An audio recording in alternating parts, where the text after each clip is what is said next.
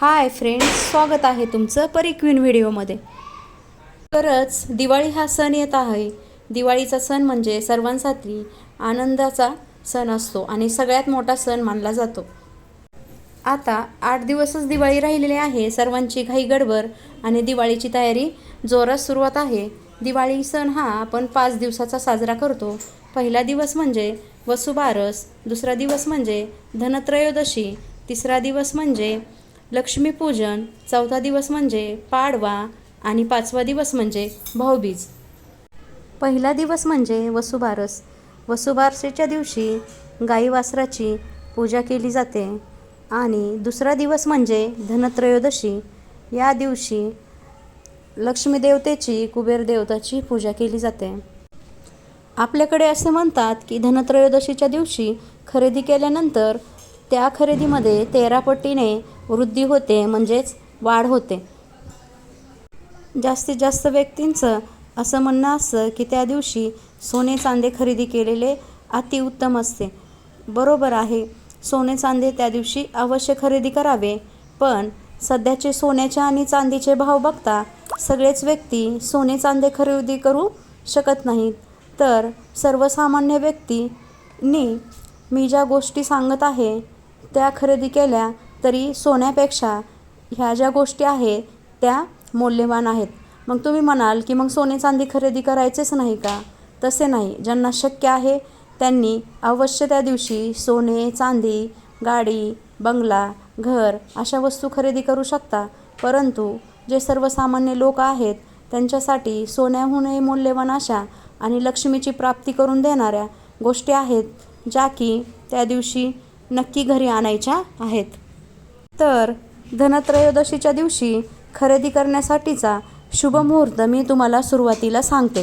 वर्षी म्हणजे 2024 या साली धनत्रयोदशी 29 ऑक्टोबर मंगळवार रोजी असून त्या दिवशी खरेदी करण्यासाठीचा शुभ मुहूर्त आहे सकाळी 10:56 ते दुपारी 1:48 नंतर परत दुपारी 3:13 ते सायंकाळी 4:39 शुभ मुहूर्त आहे. तसेच रात्री 7:39 ते 9:13 देखील लाभ आहे. त्यानंतर रात्री 10:48 ते उत्तर रात्री 1:56 शुभ व अमृत मुहूर्त असल्याने ज्यांना शक्य होईल त्यांनी याच काळात खरेदी करा. परंतु ज्यांना शक्य नाही होणार त्यांनी धनत्रयोदशीच्या दिवशी कधीही खरेदी केली तरी चालेल, कारण धनत्रयोदशीचा दिवस हा पूर्णच दिवस शुभ असतो. तर सोन्याहूनही मौल्यवान अशा कोणत्या वस्तू त्या दिवशी तुम्हाला नक्की घरी घेऊन यायच्या आहेत त्या मी आता तुम्हाला सांगत आहे. त्यामध्ये नंबर 1 आहे कलश, म्हणजे धातूचा कलश. तर धातूचा कलश म्हणजे काय? तर तुम्ही तांब्याचा किंवा पितळेचा, बरं तांब्याचा किंवा पितळाचा शक्य नाही झाला तर तुम्ही स्टीलचा तांब्या देखील तुम्ही खरेदी करू शकतात. किंवा तुम्हाला पितळेचा नाही खरेदी करता आला, स्टीलचाही नाही खरेदी करता आला तर तुम्ही मातीचं जे आहे कलश ते अवश्य खरेदी करा, ज्याला की आपण सुगडे म्हणतो. ह्याचा देखील धनत्रयोदशीच्या दिवशी पूजेमध्ये अतिशय मान आहे आणि यामुळे देखील आपल्यावर लक्ष्मीची कृपा राहते. नंबर 2ची वस्तू आहे ती म्हणजे विड्याची पानं किंवा आमच्याकडे त्याला नागिनीचे पानं किंवा खायची पानं असे म्हणतात. हे पानं देखील त्या दिवशी आपल्याला खरेदी करायचे आहेत. विड्याची किंवा आंब्याची पानं त्या दिवशी जरूर घरी आणायची आहेत, कारण असं म्हणतात की विड्याची आणि आंब्याची पाने आणणे म्हणजे ते दोन्ही जे पाने आहेत ते कशाचं प्रतीक आहे? ते चैतन्याचं प्रतीक आहे.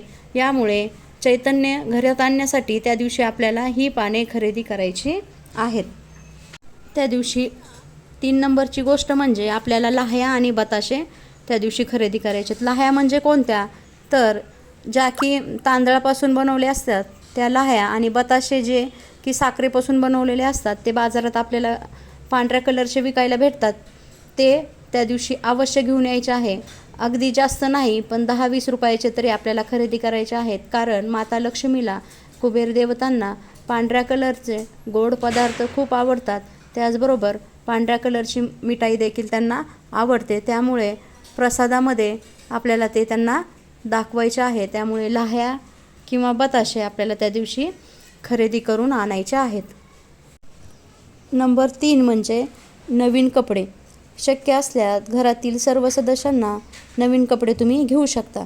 परंतु सगळ्यांना कपडे घेणं शक्य होत नाही, तर तुम्ही कमीत कमी देवाच्या खालचे हांतरायचे जे कपडे आहेत तो नक्की तुम्ही खरेदी करा. तो जास्त महाग पण नसतो. 20 किंवा 30 किंवा 40 रुपयापर्यंत तुम्हाला ते भेटून जाईल. पण अवश्य लाल कलरचा किंवा पिवळ्या कलरचा देवाखाली अंथरायचा कपडा जो आहे ते तुम्हाला त्या दिवशी खरेदी करायचा आहे. त्याचबरोबर आपल्याला मातीच्या 13 पणत्या देखील खरेदी करायच्या आहेत. तुम्ही असं म्हणाल की मागच्या वर्षी ताई आमच्याकडे पणत्या आहेत, मग त्याच लावल्या तर चालतील का? नाही. तर मातीच्या ज्या पणत्या आहेत त्या आपल्याला दरवर्षी दर दिवाळीला नवीन खरेदी करायच्या आहेत आणि त्या खरेदी करण्यासाठी जास्त पैसे देखील आपल्याला लागत नाहीत. खूप झालं ते 30 ते 40 रुपये डझनने आपल्याला भेटतात. पण त्या आणत असताना आपल्याला 12 न आणता 13 पणत्याची खरेदी करायची आहे. त्यामुळे आपलं आयुष्य देखील पणत्याप्रमाणेच उजळून निघेल. पणत्या खरेदी करताना आपल्याला एवढी काळजी घ्यायची आहे की पणत्या मातीच्याच आणायच्या आहेत. आर्टिफिशियल मेण घालून त्या तयार केलेल्या असतात त्या पणत्या आणायच्या नाहीत. याची दक्षता घ्यायची आहे. नंबर 4ची वस्तू म्हणजे फडा किंवा केरसुणी देखील त्याला म्हणतात किंवा झाडू.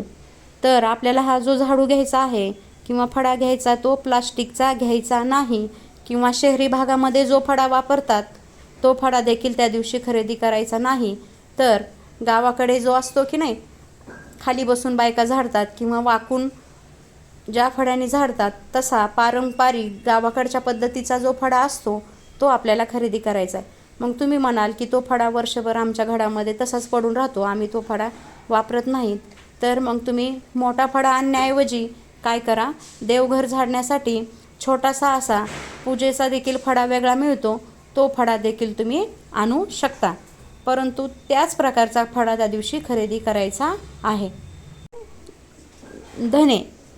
धने देखील पूजेसाठी तेवढेच महत्त्वाचे आहेत. धने म्हणजे आयुष्यात आपल्या धन देणारं धान्य आहे. त्या दिवशी आपल्या घरात जरी धने असतील आधीचे, तरी 10-20 रुपयाचे का होईना त्या दिवशी आपल्याला दुकानातून नवीन धने खरेदी करायचे आहेत. आणि आपले शेजारी पाजारी जरी आपल्याला धने मागायला आले तरी आपल्या घरातील धने त्या दिवशी त्यांना द्यायचे नाही. कारण आपण तर ते दिले तर आपल्या घरातील लक्ष्मी त्यांच्याकडे जाते. नंतरची वस्तू म्हणजे लक्ष्मीची मातीची मूर्ती. लक्ष्मीची मातीची मूर्ती या दिवशी आपल्याला जरूर खरेदी करायची आहे. तुमच्याकडं मागच्या वर्षीची लक्ष्मीची मूर्ती असली तरी किंवा चांदीची मूर्ती ऑलरेडी तुमच्याकडं आहे तरी देखील तुम्हाला धनतेरसच्या दिवशी किंवा धनत्रयोदशीच्या दिवशी लक्ष्मीची छोटीशी का होईना मातीची मूर्ती खरेदी करून लक्ष्मी आपल्या घरी आणायची आहे. त्याचा प्रभाव आपल्या जीवनावर खूप मोठा होत असतो. मी सांगितलेल्या वस्तू नक्की घरी घेऊन या.